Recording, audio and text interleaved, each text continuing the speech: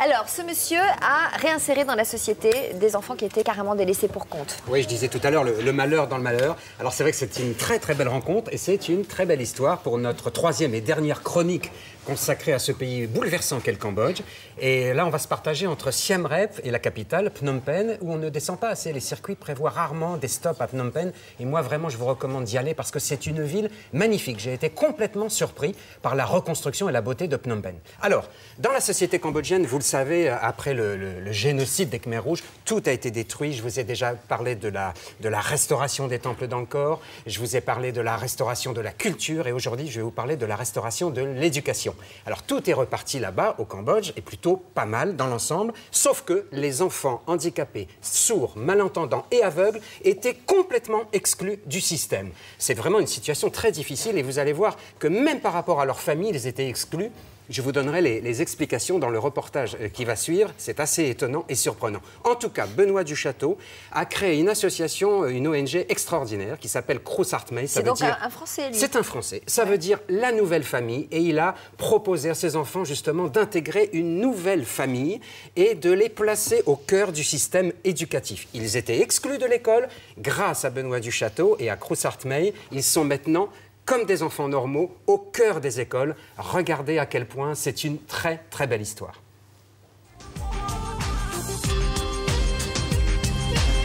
L'histoire se déroule aux portes des temples d'Angkor, au bout d'une de ces longues avenues de Siem Reap. L'histoire se déroule dans ce bâtiment, une école qui ne ressemble à aucune autre au Cambodge. Une création de l'association Krus Artmei, cela veut dire « nouvelle famille » en khmer. Et la nouvelle famille, c'est celle qu'on a voulu former avec les enfants laissés pour compte par le système, les sourds et les malentendants. Alors, dans ce pays où l'éducation a été réduite à néant pendant les années noires, ce que vous voyez là ressemble à un tour de force. Des enfants sourds, en plein cours, en train de communiquer et de suivre une scolarité normale. Un combat mené avec passion par un Français, Benoît Duchâteau, pour que ces enfants handicapés retrouvent enfin leur place dans la société et surtout leur sourire. Ici, au Cambodge, un enfant handicapé, on va considérer qu'il souffre en fait des mauvaises actions qu'il a pu avoir dans des vies précédentes. Donc c'est son karma. Donc par conséquent, on ne voit pas l'utilité de leur apporter une éducation. On les rejette. On avait même une femme, je me souviens, qui parlait de son enfant, disant que quand elle a vu que son enfant était aveugle, elle avait envie de se suicider avec son enfant parce qu'elle considérait que c'était apporter la honte sur sa famille. Et donc elle voulait se supprimer. Les sourds et les aveugles aussi. Tous ces enfants se sont levés à 5 h du matin, sont montés dans un camion, ont parfois parcouru plusieurs dizaines de kilomètres pour apprendre et tenter d'émerger de cette longue nuit d'errance.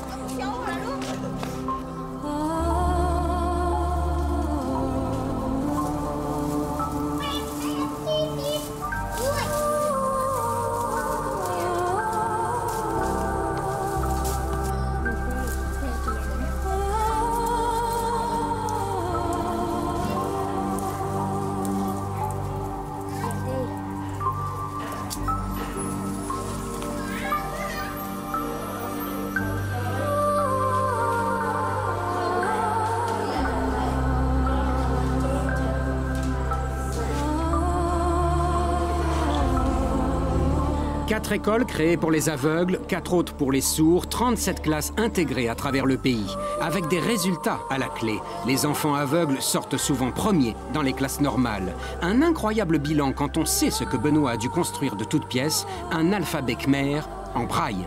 Par exemple, on a Ko, Kho, Ko, Ko. Donc 4 cas différents. Et les cas vont en plus avoir des influences sur les voyelles qui vont venir se rattacher. Donc vous êtes obligé, quand vous êtes enfant aveugle, d'apprendre toutes ces possibilités existantes. Donc c'est déjà assez compliqué. Mais en plus, vous êtes obligé de l'apprendre à l'envers. Parce que quand vous écrivez, vous allez écrire de droite à gauche en poussant sur votre poinçon pour créer une bosse, pour créer un relief sur le papier. Et quand vous allez lire, vous allez retourner votre papier et vous allez lire de gauche à droite normalement. Ça s'appelle un tour de force. Fin des cours à Siem Reap, au revoir, les enfants repartent chez eux et Benoît me dit « Venez voir l'école de Phnom Penh ». Alors je reprends la route plein sud, direction Phnom Penh, et je croise des visages souriants, et je vois la foule qui veut vivre et qui ne cesse de grossir au fur et à mesure qu'on se rapproche de la capitale. Il y a encore d'autres écoles et toujours la même envie de rattraper le temps perdu.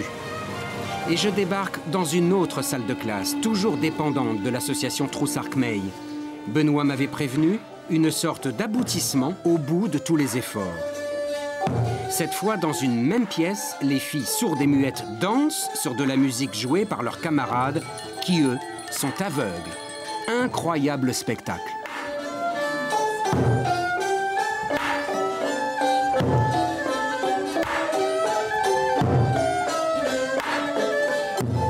Pour les danseuses, pas de son ni de musique, juste la main de leur professeur pour les guider, pour les aider à garder le rythme.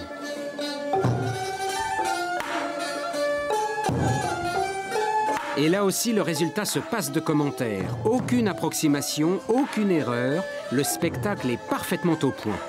Du coup, consécration, le roi les a invités à se produire au Palais Royal et la petite troupe sillonne aujourd'hui tout le Cambodge pour offrir aux villageois ravis la lumière enfin conquise dans leur long et grand voyage au bout de la nuit.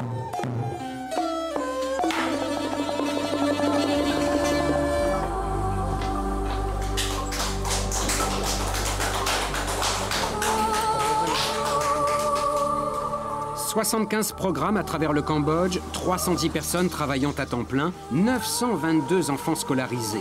Oui, depuis 1994, la nouvelle famille n'a jamais cessé de s'agrandir, en marquant des points tous les jours et en donnant à ses enfants toutes les raisons d'avoir confiance en l'avenir. »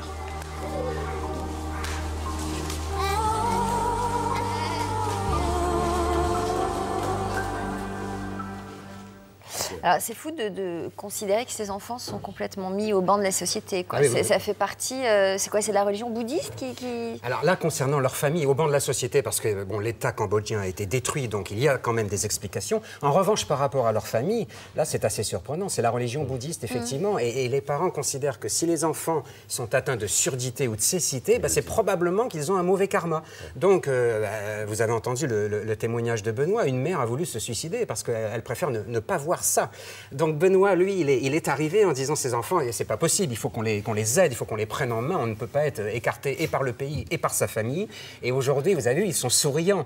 Le Cambodge est un pays qui retrouve le sourire, et ce n'est pas qu'un sourire de façade, comme on dit un peu trop facilement ici en France, le sourire asiatique. Non, il correspond vraiment à quelque chose. Ces enfants sont aujourd'hui heureux de vivre et d'être considérés. Vous imaginez le chemin parcouru, ils se sont produits devant le roi quand même maintenant. Cette petite troupe sillonne tout le Cambodge, de village en village, et ils se produisent au Palais Royal. Alors, on a vu qu'il y a des classes entièrement spécialisées pour sourds et aveugles, mais il y a aussi des classes intégrées. Alors ça, justement, ils vont probablement, et certainement d'ailleurs, sortir du ghetto, un beau ghetto quand même, entre parenthèses, mais pour aller maintenant dans des classes intégrées, c'est-à-dire ils vont côtoyer des enfants valides. Et donc Benoît, grâce au combat de ce monsieur, quoi. C'est vraiment le combat de toute une vie. Ouais, c'est le combat de toute une vie. Et maintenant, ces enfants vont être dans des classes intégrées. Il y en a 37. Vous imaginez quand même à quel point ce bilan est positif. Et puis, petit à petit, les différences s'estompent. Très bien. Alors, c'est une association qui fait un travail intéressant aussi auprès des parents de ces enfants. Voilà, alors ils essayent de les faire venir à l'école pour que les parents, à leur tour, enseignent la langue des signes. Vous savez, pour la plupart des cas, c'est la première fois que les enfants sont sortis de chez eux. C'était la première fois, ils étaient toujours chez eux, complètement isolés, et ils sont arrivés à l'école. C'était la découverte d'un nouveau monde. Alors effectivement, toute la politique de Benoît consiste à impliquer les parents en les faisant venir à la sortie de l'école pour leur parler et les intégrer quelque part eux aussi. Alors, on va parler des bons plans maintenant, puisque quand vous allez pour nous dans un pays, vous nous ramenez quelques adresses sympas. Oui, un hôtel qui est mythique. Alors, c'est à Phnom Penh, évidemment, l'incontournable Raffles. Je vous ai présenté toute une gamme d'hôtels déjà. Et celui-ci a été construit en 1929. C'est un endroit mythique, c'est une légende à Phnom Penh. Comment il s'appelle ? Raffles. Voilà, et beaucoup d'écrivains sont passés par ici en côtoyant évidemment tous les globetrotters du monde, les familles royales aussi. C'est une espèce d'îlot privilégié au cœur du bruit de la capitale, et il a été réouvert en 1997 après une restauration complète, 170 chambres à peu près. Voilà, ça Très fait cher. partie du prospectus. Vous savez, au Cambodge, oui, celui-là fait partie du haut de gamme quand même, mais la vie n'est pas chère. Mais le haut de gamme là-bas, c'est quand même cher pour nous ou pas?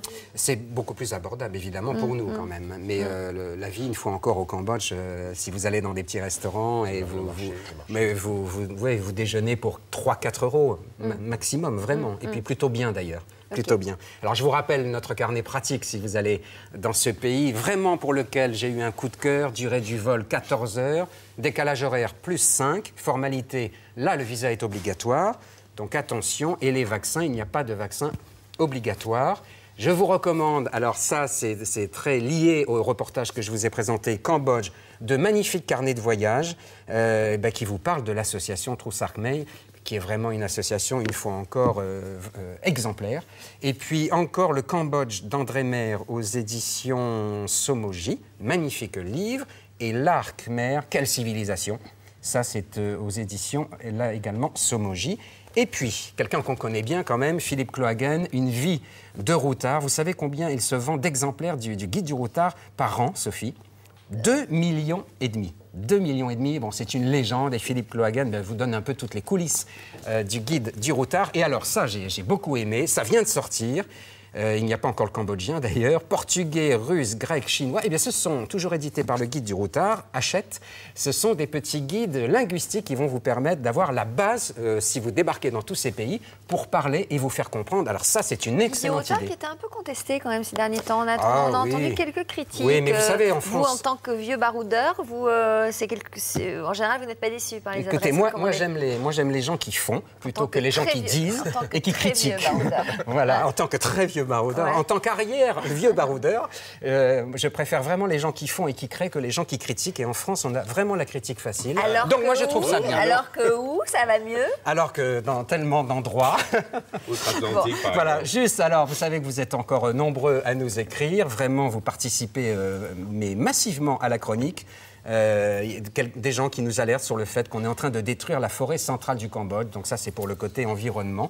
Et puis, beaucoup d'autres personnes qui sont vraiment heureuses et émues qu'on ait parlé du Cambodge dans cette chronique. Alors, continuez de nous écrire, d'intervenir, de nous proposer vos bons plans, peut-être à vous, ou votre vision de ce voyage, si vous l'avez fait. Et peut-être qu'on vous invitera en plateau pour en parler. Voilà. Merci beaucoup.